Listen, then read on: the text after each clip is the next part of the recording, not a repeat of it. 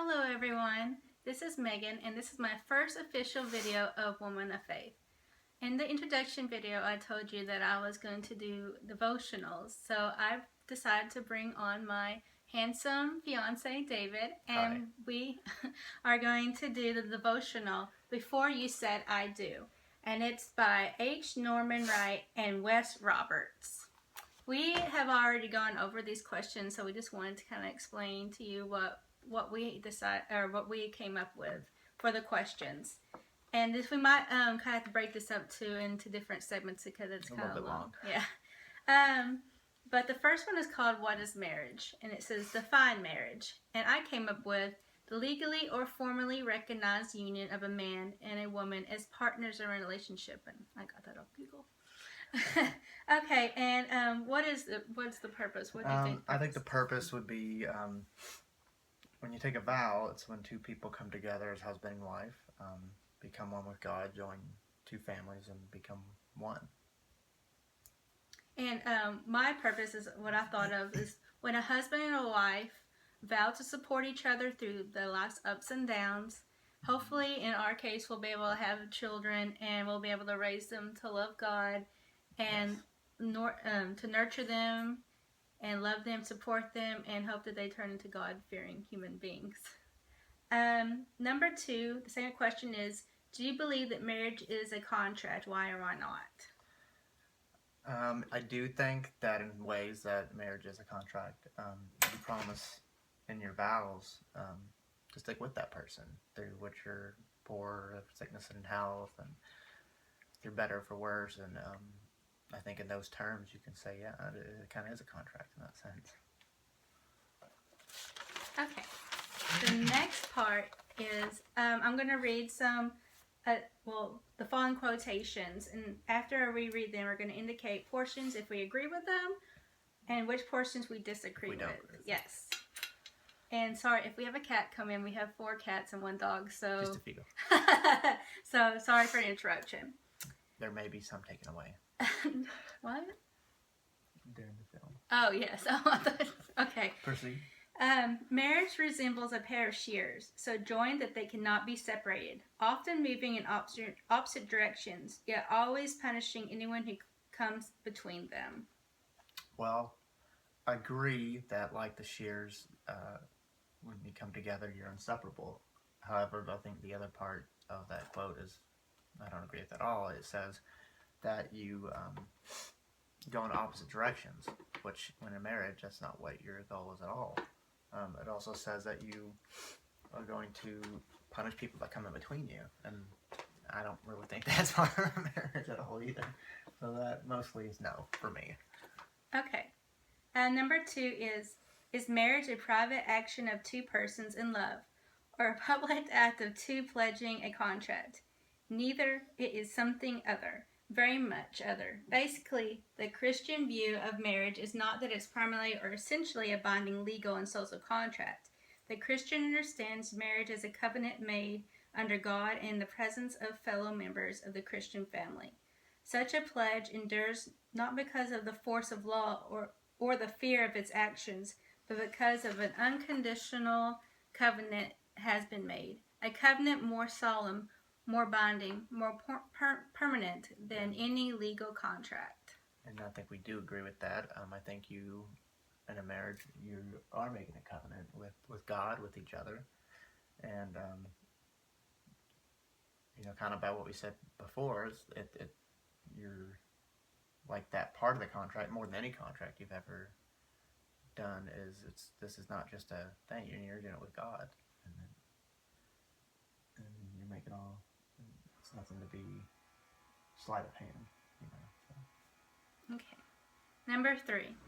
A system by means of which persons who are sinful and contentious are so caught up by a dream and a purpose bigger than themselves that they work through that they work through the years in spite of repeated disappointment to make the dream come true.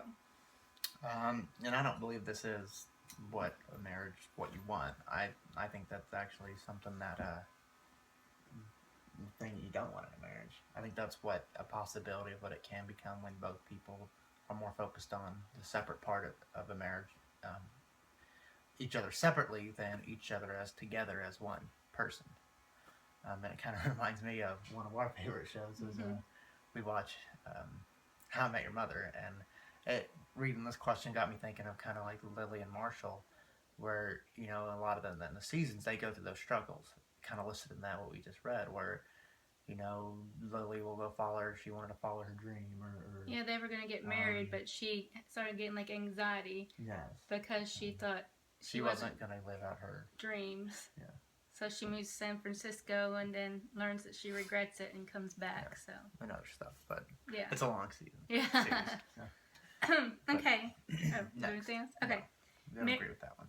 Marriage is a relationship between man and woman intended by God to be a monogamous relationship, intended to be a permanent bond in which many needs are satisfied. The need to love and to be loved. The need for deep friendship, for sharing, for companionship, for sexual satisfaction, for children, the need to escape loneliness. Marriage ought to be a bond of love, reflecting the love of Christ has for his people, and a bond of sacrificial love, where the husband and wife have become one flesh and unity. Yes, and I think 100% would agree with this one, definitely, of what Christians believe as of what marriage represents. You always put Christ first, and to make it work, Christ always has to be the center of your marriage and your decisions that you make.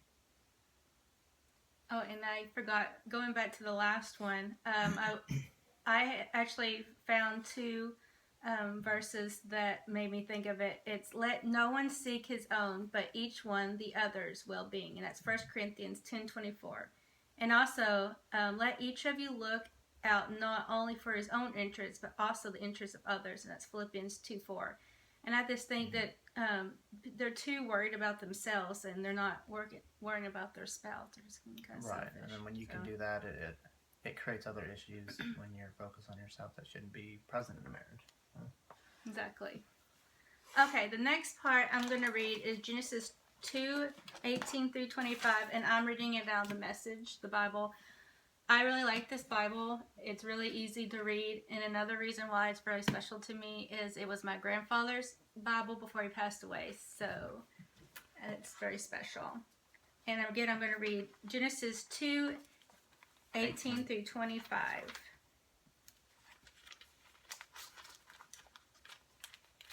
I should have this ready. I'm sorry. Minor technical difficulties. Okay. 2:18 through 25. God said, "It's not good for man to be alone. I'll make him a helper, a companion." So God formed from the dirt of the ground all the animals of the field and all the birds of the air. He brought them to the man to see what he could name them. Whatever the man called each living creature, that was his name. The man named the cattle, named the birds of the air, named the wild animals, but he didn't find a suitable companion. God put the man into a deep sleep. As he slept, he removed one of his ribs and placed it with flesh. God then used the rib that he had taken from the man to make a woman and presented her to man. The man said, "Finally, bone of my bone, flesh of my flesh. Name her woman. For she was made from man. Therefore, a man leaves her father and mother and embraces his wife. They become one flesh. The two of them, the man and his wife, were naked, but they felt no shame." And the first question for that is, who originated the marriage of institution? Well, God, of course. That's what we get, yes. And what is the purpose of marriage and why was it originated? And I got Genesis 1:28. It says to multiply the earth, govern the earth, and reign over the fish, birds, and animals. Oh, and also in Genesis 2:18, I got for man will not be alone. Mm-hmm. And let's see. Oh, your turn. I also think for wives to support their husbands, husbands to provide leadership for the wives, the way that Christ provided leadership for the church. And in Ephesians 5:22 through 32, for husband and wife to leave mother and father to become one flesh. Okay. How is marriage good? God said it's not good for man to be alone. I will make him a helper and companion, and that's in Genesis 2:18. And also sacredness of sexual intimacy, and that's in Hebrews 13:4. And number 4 is, what is a helper in your opinion, and then in your fiance's opinion? And mine was someone who supports you. Mm-hmm. They'll be there for you. They will be there for you through thick and thin. Gives advice, listens, and makes life easier. And David does all this for me. Oh. and I think a helper is someone who assists, someone who aids you, helps you in the things you do. For instance, helping around the house, helping in everyday things. Someone who provides and gives knowledge. Someone who helps you in all things emotionally, spiritually. Do I do that for you? Mm-hmm. Okay, Definitely. good. Hope so. Number 5 is, what does leaving mother and father involve? And it was recognizing that your marriage created a new family and that it holds higher priority than your previous family. Mm-hmm. And in 6 is, what do the words shall cleave or will be united mean? Well, cleave means to adhere, stick to, or to join with. And 7 is, what do the words be one flesh mean? And it was marital intimacy, not to involve anybody else. It's just between you and your husband or your wife. Next is, list 6 ways that you would promote and maintain the oneness characteristics of your marriage. One, I think, is the husband and wife make decisions together, and not let people, in-laws, friends, other family, make those decisions for you. Not that we wouldn't ever want their help or assistance. Yes, we love our in-laws. But and they have very good advice, but you can make decisions on whether you... All final decisions should be made between the husband and wife, because that's the way that a family, you have to make the decision together. It can't come from anyone else. Right. And you and God, of course. Number 2, I would say support each other's decisions. That's a big one, making decisions. And you have to make sure you support each other. If you don't support each other, that will cause issues in a marriage where, they can't feel like they can open up to you and things. You have to be able to support each other. It's very important. Also, love and security. I think that's obviously a no-brainer. Okay, next is loyalty. Loyalty, you know the word I'm trying to say. Loyalty. Thank you. Committed to one of each other. Mm-hmm. David's definitely loyal to me, and I'm loyal to him too. I'm committed to you for 30 years, right? Yeah. 30. Inside Just joke. 30. Inside joke. 90 plus. Hierarchy. Wife needs to appreciate husband's need to protect and to provide. Mm-hmm. You want to protect and provide with me, Yes, David? I do. Okay. If you let me. I do love you very much. If you let me. Oh, I'll let you. Oh, I No, try. do I'm a little stubborn sometimes. No, not too much. And number 6 is insight. Husband needs to analyze, counsel, and fix things. And that's a big thing I've learned that I know for me.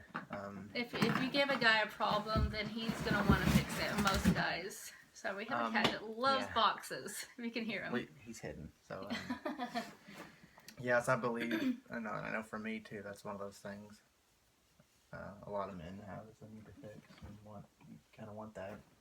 Mm-hmm. But okay, the next one is number 9. It says, list 3 of the most important scriptures, verses upon which you would like to base your marriage relationship. It says, please use passages other than Ephesians 5:21 through 33, 1 Corinthians 13, and 1 Peter 3, 1 through 7, as most couples automatically look to those.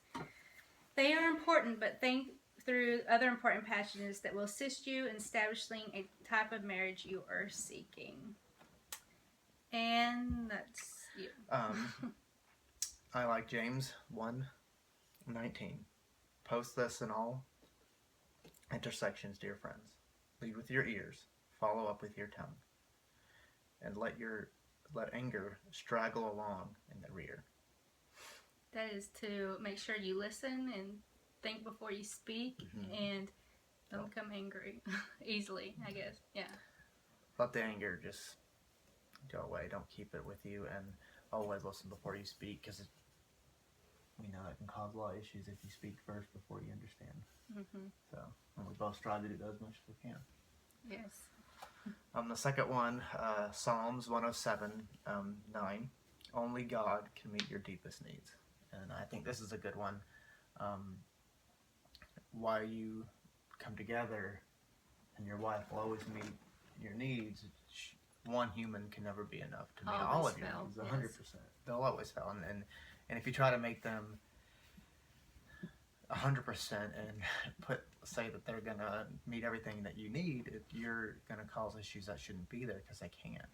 That's why you have to put God first. He will always be the only person and always will 100% give you all you need. And mine was, you shall teach them diligently to your sons, and you shall talk to them when you sit in your house, and when you walk by the way, and when you rise up. Deuteronomy 6:7.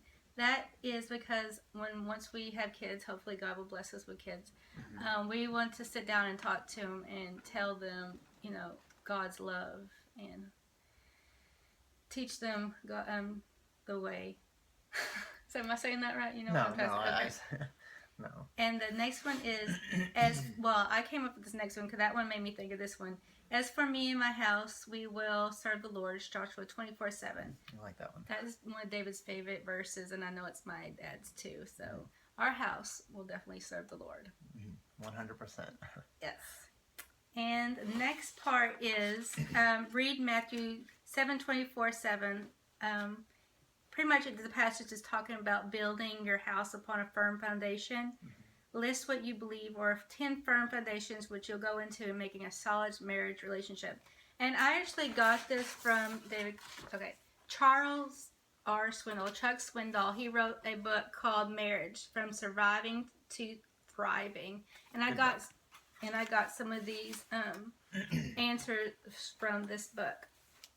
And the first one is putting God first. You always want to put God first in anything you do. Every decision, everything, especially every important decision is first. Yes, and pray for that. Number 2 is love. And it's in 1 Corinthians 13:4-7. And it says love is patient and kind. Love is not jealous or arrogant. Love is charming. Love has thick skin. Love loves truths, the limits of love. And love bears all things, believes all things, hopes all things, endures all things. And that's Corinthians 13:7. And the next one is committed to each other. You got to be committed to each other through ups and downs. They spend time together. We actually spend a lot of time together. If he's not at work, Guilty. And if I'm not with my family getting ready for wedding stuff, that we're probably together. We're basically always together. Or if he's not on work trips or something like that, we're together. Basically all the time. Yeah. Well, but we enjoy that. We enjoy each other's presence. I think that's why we work so well together, because we want to be around each other. We're not all the time, pretty much. And next is communicate. We have to work on that. I think we do a good job communicating. I think that's one that we leave open to always work through, no matter how good or no matter how old we get. I think that's one that people can always get better on, is communicating. I think that's a good one to have there and to keep there forever, honestly. Absolutely. Communication's key to a surviving marriage. Okay. Thriving marriage, not a surviving marriage. Thriving, yes. You want thriving. Yes. Another one, come together during a crisis. A lot of times people fall apart, or you get the crisis will overtake. And there's many different kind of crises. Yeah. You could lose your job. Your family member could get sick. Your house could burn down. My house burned down. Lose a loved one. Yeah, when I was in high school. So. And it's important during those crises to stick together and not shy away from each other and be distant. Those are the most important times too. Express affirmation and encouragement. I think it's very important for each spouse to always show that, to always encourage the other person, and to always show the affirmation that they're doing something. Yeah, especially when they're they're trying something really hard to do, and you just need to tell them, good job. Oh yeah, and make sure you tell God that you appreciate him too. Every day. I think is appreciating you. Is it knowing I appreciate you and think, is that more important than saying I love you? I mean, well, in a way that is saying I love you. Maybe not directly the words, but I know for a woman, we rather hear I love you, and then I've heard that guys rather hear that they're appreciated. And I think part of that, I know for me that's true. Not that I don't want to hear that I love you, but I think for me, hearing affirmation, hearing encouragement is something that gets me going, makes me positive. Knowing that, okay, she's happy, I'm doing something good, she's pushing me to do something.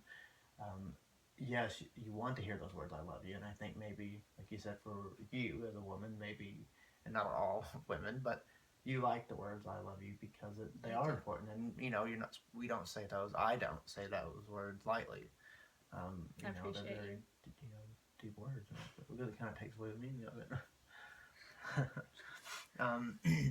Share spiritual commitment. I think that's very important. Obviously, connecting spiritually, I think the big thing, the leading to helping your emotional side of your marriage. Let's just say we didn't spiritually commit to each other. I don't think it would be. No, we wouldn't be together. No, I don't think it would work. No. Trust. Very top. Trust is very important. If you don't have trust with that person, then it wouldn't be wise to go forward, because you're always going to doubt or something that's going to be wrong. You don't want to doubt, especially going into a marriage. I mean, that's it's not a big red flag. Something you want to fix. And then freedom and grace. Free to try new things, have different thoughts, and if someone fails, they don't fear rejection, knowing that that person that you're with is, no matter what, supports you and is there for you. That's big, because I think all of us fear rejection. Mm-hmm. Whether it's love life and work and just regular things you do and hobbies and things we love to do. But I think that's a big thing. All right. You got anything else you want to add? No. Thank you for tuning in. Yes. We hope that you liked it, enjoyed the video, and we hope that you enjoy part 2 of this video. If you want to see more videos, you need to subscribe, because we'll be making more videos. Please subscribe down below and hit the like button. All right. Thank you. Bye.